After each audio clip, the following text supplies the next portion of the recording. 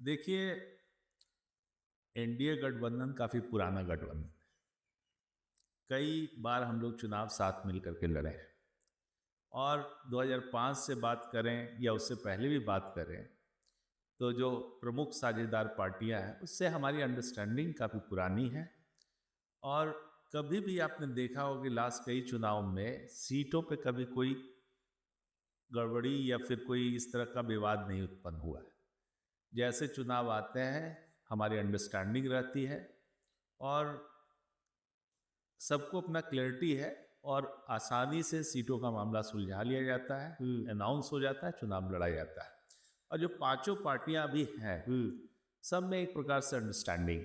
और अब देख रहे हैं कि हम लोग का जो अभियान जो भी चला है उसमें सब जिले के लेवल पे अभियान चला, स्टेट के लेवल पे चला है, और सभी पार्टियां मिलजुल करके कॉमन स्टैंड ले करके चुनाव के मैदान में उतर रही है। तो मुझे नहीं लगता कि हम लोग का सीटों के मामले में कुछ दिक्कत है। आराम से चुनाव आते ही सब कुछ सुन। ना एक वो कहानी चलती है ना, बड़ा भाई कौन छोटा भाई कौन। देखिए, हम लोग साझेदार हैं, और एनडीए में जो गठबंधन है एक दूसरे को सम्मान पे आधारित है, एक दूसरे साथी को सम्मान देते हैं, और इसमें साझेदारी की बात होती है।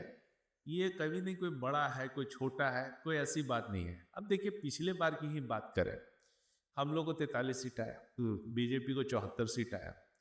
लेकिन जबकि सीएम ने पेशकश की कि भाई कि हम हमारी सीटें कम हैं, आप अपना मुख्यमंत्री बना लीजिए, लेकिन बीजेपी की तरफ से कहा गया कि नहीं भाई, आप सीएम का, आपके चेहरे पे चुनाव लड़ा गया है, आप सीएम रहिए। और इस तरह से हमारी कम सीटें रहते हुए भी इस तरह से माननीय मुख्यमंत्री जी मुख्यमंत्री बने रहे। तो ये अंडरस्टैंडिंग बताता है। ये तो आपने देखा हुआ है 2020 से, ये अंडरस्टैंडिंग है। इसमें कोई ऐसी बड़ी बात नहीं है कि आप बड़े भाई कोई छोटा भाई।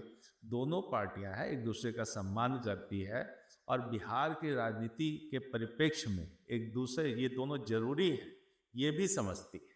तो हम लोग बिहार के विजन के कैसे हमारा साकार हो, विकास का जो विजन है, जो साझा विजन है एनडीए का, उसको कैसे जमीन पे उतारा, इसके लिए काम कर रहे हैं।